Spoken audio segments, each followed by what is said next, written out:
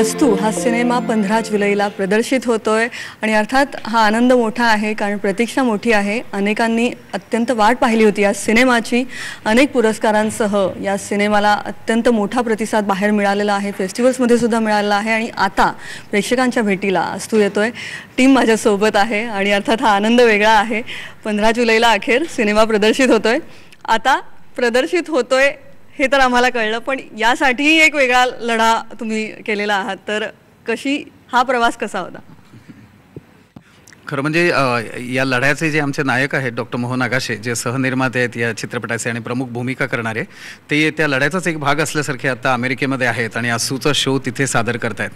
कारण खरोखरच असं झालं होतं की अस्तू ही फिल्म तयार झाली आणि त्याला जिथे जिथे ती दाखवली गेली तिथे तिथे खूप सुंदर प्रतिसादही मिळत होता।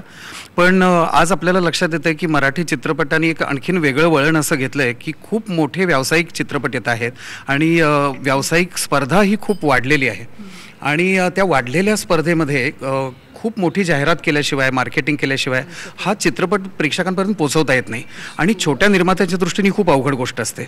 आणि एक दिग्दर्शक म्हणून, कलावंत म्हणून आम्हाला सर्वच कलावंत टेक्निशियन्सच्या टीमला नेहमी असं वाटायचं की हा प्रेक्षकांपर्यंत पोहोचवलं तर पाहिजे। आणि मग शेवटी या सगळ्या अडचणी लक्षात घेतल्यानंतर असं लक्षात आलं डॉक्टर आगाशांच्या की आपण छोट्या छोट्या शोजमधून हा चित्रपट पोहोचवत राहूया। त्यामुळे गेली 2 वर्ष तसं बघायला गेलं तर हा चित्रपट सतत वितरित होतोच आहे। ही एक प्रकारे सायलेंट रेव्होल्यूशन सारखं आहे की त्याचा आवाज होत नाही आहे पण तो पोचतो आणि असा तो छोट्या छोट्या प्रकारे पोचत राहिलेला आहे जगभर।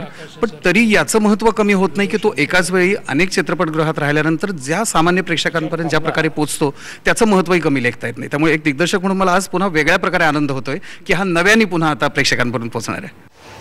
पहिल्यांदा तुम्ही तुमचं नाव विसरणार आहात, तुमची नाती विसरणार आहात, तुम्ही तुमच्या सगळ्या आठवणी विसरणार आहात। नाती, व्यवहार, भूतकाळ, वर्तमान। माहिती हवं, यदा वै विजानाति अथ सत्यम वदति, ना विजानन सत्यम वदति। सायलेंट रिव्होल्यूशन हा शब्द फार छान यांनी घेतलेला आहे आणि अर्थात हे रिव्होल्यूशनच आहे वेगळ्या प्रकारचं। सुनीलरावशी काय सांगाल? कारण अर्थात हे सगळं अस्तू जेव्हा तयार झाला तेव्हापासूनच सगळं वाट होती की प्रदर्शित कधी होईल। पुण्यात काही प्रमाणात रिलीज झाला होता पण महाराष्ट्रात, संपूर्ण महाराष्ट्रात आता प्रदर्शित होत आहे, काय सांगाल? प्रदर्शित होते याचा आनंद तर खूपच होतोय। एक काय असतं की अनेक लोक विचारत असतात सारखे की कधी अस्तू बघायला मिळणार, कधी अस्तू बघायला मिळणार, आणि मग इतकंच संकोचल्यासारखं होतं की हो अहो दाखवणार आहोत, आम्ही दाखवणार आहोत, मग तुम्ही का नाही दाखवत? तर काचं उत्तर आमच्याकडे नसतं, ते आमच्या पलीकडे कुठेतरी आहे। म्हणजे सध्याच्या आता सुनील म्हटल्याप्रमाणे चित्रपटाच्या राजकारणाचा, अर्थकारणाचा असा तो भाग आहे, त्यामुळे आपण काही करू शकत नाही। पण हा प्रश्न याच्यामध्ये जो मांडला जातोय तो मात्र प्रत्येक सामान्य माणसापर्यंत पोचलाच पाहिजे असं नक्की आम्हाला वाटतं। आणि तसा तो प्रश्न जर पोचला तर त्याचा खूप फायदा होईल, समाजाला फायदा होईल, लोकांना फायदा होईल, घरातल्या कुटुंबातल्या अनेक नातेसंबंधांना त्याचा फायदा होईल असं वाटतं। मी खोटं बोलतोय असं नाही, पण हे बघ, हे सगळं कॉस्मिक कॉन्स्टेलेशन आहे। कोणाकोणाच्या नशिबाच्या कुंडलीत काय काय लिहून ठेवते ते सटवाई। त्याच्यातली जे विचार आहेत, जे मावशींनी मांडलेले आहेत, ते आपल्याला नेहमी येतात, पण त्या पद्धतीने, ज्या पद्धतीने ते मांडलेले आहेत ते मोटिव्ह खूप सुंदर आहे आणि ते बघितल्या असं वाटतं की अरे आय वेंट थ्रू दिस, अरे I went through this also. आणि सगळ्या कॅरेक्टर्सकडे बघून असं वाटतं की ते सगळे कॅरेक्टर्स आपल्यात आहेत कुठेतरी आणि समवेअर कुठेतरी आयुष्यभर आपण जे काही करत असतो, एक्सपिरियन्स करत असतो, ते सगळं त्या फिल्ममध्ये आहे। आणि अशा फिल्म्स खूप रेअर असतात, म्हणून अस्तू रिलीज व्हावी ही कळकळ होतीच obviously. But at the same time मला असं सारखं वाटायचं आणि मावशी आणि सुनीलजींशी बोलताना मी नेहमी म्हणायचे की आय थिंक ही फिल्म जी आपण केली आहे आणि तुम्ही ज्याला तुम्ही जन्म दिला ह्या क्रिएशनला, त्याची स्वतःची एक वेगळी पॉवर आहे आणि ती ऑलरेडी पोचती आहे आणि it is taking it forward. It's like a very long pregnancy. आठवतं तुम्हाला मी म्हटलं? So it is going to go on आणि the child is going to be there असं मला सारखं वाटायचं की असतू असतू. आणि that is a name of the film, so be it, so be it. ಅಳಬ್ಯಾಡೋ ನನ್ನ ಕಂದ ಹಾಲ ಮಾರಿ ಬರ್ತೇನೋ ಬೆಣ್ಣಿ ಮಾರಿ ಬರ್ತೇನೋ ಬೆಳ್ಳಿ ಉಡದಾರ ತರ್ತೇನೋ ಅಳಬ್ಯಾಡೋ ನನ್ನ ಕಂದ. जसं हिचा रोल चन्नमाचा आहे तो it is such a spiritual role आणि वेन पीपल सी इट आणि it touches you you know. आणि at the same time doctor काकांचं अल्झायमर्स झालेल्याचं कॅरेक्टर बाबा ही इज लॉस्ट आणि त्यांची मुलगी इरा ज्याचं जे कॅरेक्टर मी प्ले केलं त्या दोघांमधलं जे फ्रिक्शन आहे पण ते फ्रिक्शन नाही आहे, ते बोलता येत नाही आहे, असे अनेक खूपच सुंदर ॲस्पेक्ट्स मावशींनी मांडलेले आहेत आणि खूप पोएटिकली मांडलेले आहेत. इट इज नॉट की अल्झायमर्सवरची फिल्म खूप डिस्टर्बिंग होऊ शकते आणि आय एम नॉट सेइंग की असू is not disturbing. Of course it makes you think. पण आय फील दॅट ज्या पद्धतीने ते मांडलेलं आहे ते it is like a parable, परिकथा. You know, I am not saying की इट इज अ परिकथा, पण ज्या पद्धतीने ते मांडलेलं आहे ते लोक घेऊन जातात आणि अनेक दिवस त्याच्याबद्दल ते विचार करतात आणि बोलतात. So it's a very impactful film आणि म्हणून ती पोचायला पाहिजे. अगदी मला पण इरा जे म्हणाली ते खरंच पूर्ण पटतं आहे. आणि तू म्हणालीस तसं फक्त पुण्यात जेव्हा हा सिनेमा प्रदर्शित झाला तेव्हा ज्या पद्धतीने लोकांनी त्या सिनेमाला उचलून धरलं होतं, म्हणजे 5 आठवडे तो सिनेमा होता पुण्यात, तर मला हे पण खूप छान वाटलं की जर एखादा चांगला असेल ना तो कंटेंट आणि ती गोष्ट आणि त्यात जे म्हणायचं आहे ते माझ्या मते हे नुसतं चांगलं नाही आहे. अस्तूत जर जे काय म्हणायचं ते मला खूप डिव्हाइन वाटतं खरं सांगायचं तर ते लोकांपर्यंत पोचतं. म्हणजे आणि फक्त फेस्टिवलच्या लोकांपर्यंत पोचतं असं नाही, कारण ते तर आम्ही स्वतः जाऊन बघत होतो की ज्या पद्धतीने लोक इमोशनल अगदी भावना विवश होतात अस्तू बघितल्यानंतर. तर ते तर आहेच म्हणजे फेस्टिवलचा एक, पण आपण म्हणतो कधी कधी की तो वेगळा एक प्रेक्षक वर्ग असतो जो फिल्मचा दर्दी प्रेक्षक वर्ग असतो. पण पुण्यात सामान्य प्रेक्षकांनी ज्या पद्धतीने त्या चित्रपटाला ते सामोरं गेले आणि इतकं 5 आठवडे तो चित्रपट राहिला आणि हाऊसफुल होता, कित्येक त्यातले शोज हाऊसफुल होते, तर ही मला खूप सकारात्मक गोष्ट वाटते. त्यामुळे मला खूप असं वाटतं की खरोखर आता तर तो संपूर्ण महाराष्ट्रात तो प्रदर्शित होतोय. मला कोल्हापूरपासून लोक सगळीकडे विचारत होती. तर मला असं वाटतं की चांगलं आणि असं मनापासून खरं जर लोकांना दिलं ना तर मग इतर सगळ्या गोष्टी छोट्या होऊन ते मोठ्या पद्धतीने लोकांपर्यंत पोचतं असं पुण्याने दाखवून दिलं. आणि मला खात्री आहे आता संपूर्ण महाराष्ट्र तेच दाखवून दिलं.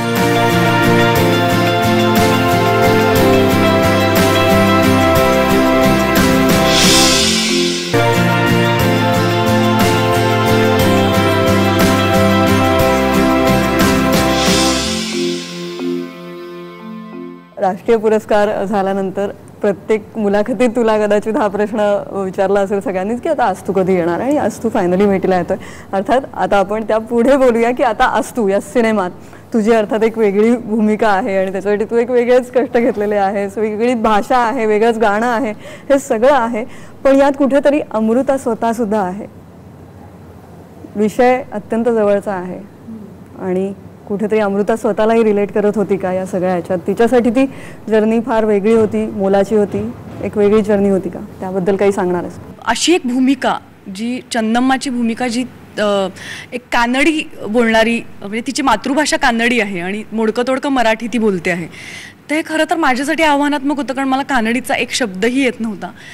पण त्यांनी नेहमीच ना मला जे येईल असं मला वाटतं त्याच्या पलीकडे ते मला घेऊन जातात. त्यांच्या प्रत्येक चित्रपटात हे घडलंय असं मला वाटतं. मग तो बाधा असेल, अगदी नितळमधली माझी छोटी भूमिका असली तरी सुद्धा एक काहीतरी मी जी नव्हते ती होते त्यांचा चित्रपट केल्यानंतर असं मला वाटतं. म्हणजे माझ्यातलंच काहीतरी मला सापडतं.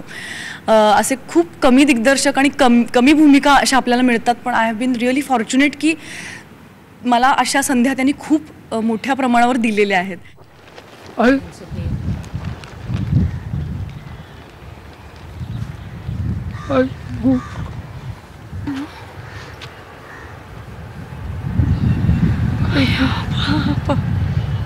तू म्हणालीस तसं आता अमृता म्हणून मला तिने मोठं कसं केलं, तर माझ्या आयुष्यात इरा चित्रपटातली जी इराची भूमिका आहे ती खऱ्या आयुष्यात मला दुर्दैवाने जगावी लागली असं मी म्हणेन. म्हणजे माझ्या वडिलांनाही अल्झायमर्स होता, आता ते नाही आहेत. पण तेव्हा जेव्हा आपल्या कुठल्या माणसाला असं होतं तेव्हा इराने ते इतकं सुंदर दाखवलेलं आहे चित्रपटात, तेच माझंही होत होतं की कदाचित आपल्याला जसं त्या माणसाला समजून घ्यायला हवं आहे, आपल्याला असं वाटतं कदाचित मी ह्याच्याहून चांगलं समजून घेऊ शकेन असं वाटत राहतं. तसं मला खूप वाटत होतं माझ्या आयुष्यात, की कदाचित मी बाबांना तसं समजून घ्यायला हवं होतं, कदाचित मी असं समजून घ्यायला हवं होतं. पण कधी कधी आता ते नाही आहेत, त्यामुळे ती संधी माझ्या हातात नव्हती. आता त्यांच्याशी मी कसं वागू, आता तर ते आपल्याबरोबर नाही आहेत. पण आयुष्य फार कधी कधी निर्दय वाटतं. जेव्हा असं वाटलं की अरे बाबांनाच का, तेव्हा मला ते निर्दय वाटलं. पण जेव्हा ही भूमिका मला मिळाली तेव्हा मला असं वाटलं नाही, हे किती दयाळू आहे आयुष्य. आणि सुमित्रा मावशी आणि सुनीलच्या स्वरूपात मला पुन्हा एकदा ती संधी मिळाली अस्तूच्या स्वरूपात. आणि म्हणजे चंदम्माचं एक फार छान सुमित्रा मावशी त्याच्यात संवादात असं आहे की ती प्रत्येक वेळेला तिला काही सांगितलं ना की या म्हातारे निराड करून ठेवली आहे, म्हणजे त्यांनी असं केलं तसं केलं तरी ती म्हणत असते इरले बेडा कोणकळले बेडा, म्हणजे असू दे, राहू दे, असू दे, अस्तू. म्हणजे मोहन काका संस्कृतचे पण ते अस्तू म्हणतात, तर तिचं हे कानडी एक कदाचित ती अशिक्षित असली तरी त्या वेळेने ती म्हणते असू दे, मी करेन, त्यांनी कुठे घाण केली मी करते, मी बघते काय. सो मला असं वाटलं की मी तुला म्हटलं तसं की मला जेव्हा असं मी स्वतःशी भांडले की अमृता तू तेव्हा तसं का नाही केलंस, तू बाबांशी असं, तेव्हा आता चंदम्माई मला असं डोक्यावर हात ठेवून म्हणते एरली बेडा कोणकळली बेडा, असू दे, राहू दे, स्वतःला माफ करून टाक. सो ही मोठी, मी काय म्हणू, हे इतकं मोठं आहे जे मला अस्तूने दिलंय, म्हणजे त्या पुरस्कारांच्या आणि सगळ्याच्या पलीकडे हे माझ्या पर्सनल आयुष्यात एक मोठी गाठ चंदम्मानी सोडवली. आणि त्याबद्दल शब्दात नाही मी यांना काही म्हणू शकत. तो तुझ्यासाठी खूप जास्त स्पेशल होऊन गेला. पण त्या गाण्याची झलक आज जर होत असेल तर खूप चालेल नाही का, सगळ्यांनाच कदाचित ऐकायचं आहे ते पुन्हा. हो, तो फार गोड प्रसंग, म्हणजे 2दा गाणं येतं त्याच्यामध्ये. आणि हे जे गाणं आहे म्हणजे जे बी जयश्रीनी मला शिकवलं त्यांच्या नाटकातलं गाणं आहे ते, म्हणजे ते तिथे ती एक कानडी नाटक करते त्यातलं हे गाणं आहे. जो जो मल गैया मालिंग देवाई हाय, ಬಾಳಿಯ ವನದಲ್ಲಿ ಬಾಲೆರು ತೊಟ್ಟಿಲ ಕಟ್ಟಿ, ಬಾಳಿಯ ವನದಲ್ಲಿ ಬಾಲೆರು ತೊಟ್ಟಿಲ ಕಟ್ಟಿ, ಕಂದ ಗೋಪಾಲ ಮಲಗಯ್ಯ ಆಹಾ ಮಲಗಯ್ಯ ಮಾಲಿಂಗ ದೇವಾಯಿ ಹಾಯ್, ಜೋ ಜೋ ಮಲಗಯ್ಯ ಮಾಲಿಂಗ ದೇವಾಯಿ ಮಲಗಯ್ಯ ದೇವಾಯಿ मालिंग देवाई. वा वा, क्या बात है. काही कळलं नाही पण खूप छान वाटलं. खूपच पण सुंदर. बघ ना, अंगाया वगैरे गाण्याची भाषा ही कानडीच्याही पलीकडची असं मला वाटतं.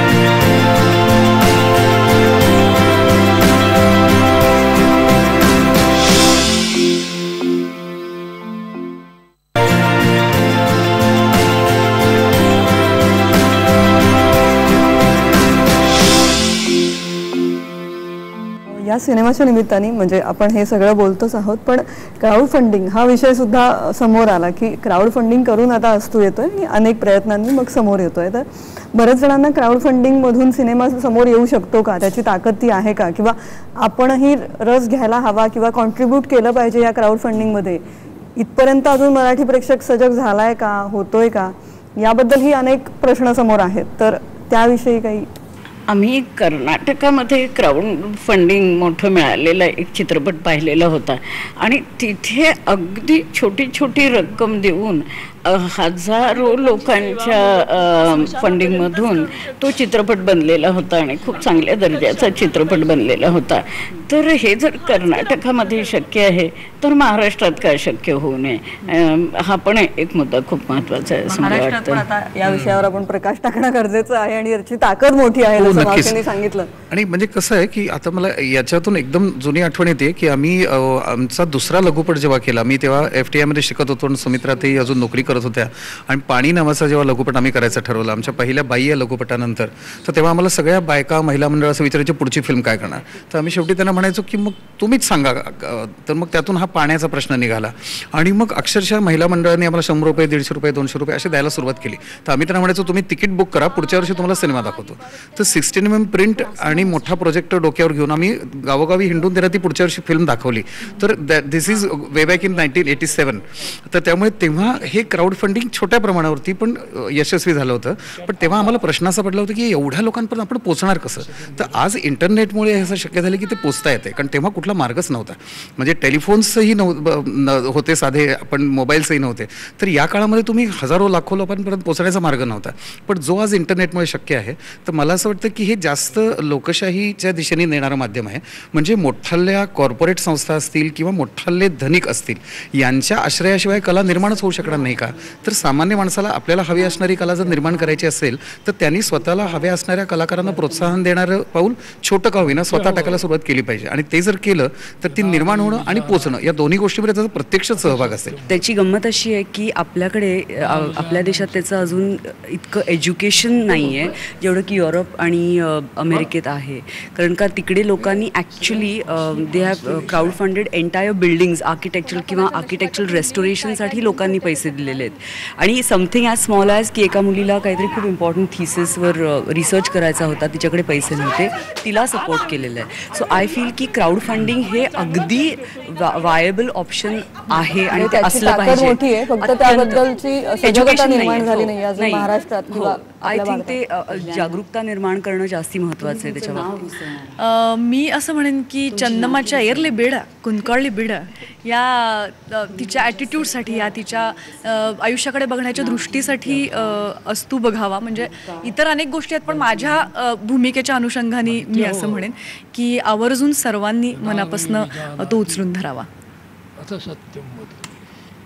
अस्तू सो बी इट असं त्याचं टॅगलाईन आहे. आणि सो बी इट हे आपण आपल्या आयुष्यात अनेक गोष्टींना जर म्हणायला शिकलो तर आपण आनंदी राहू असं मी अनेकदा म्हणते.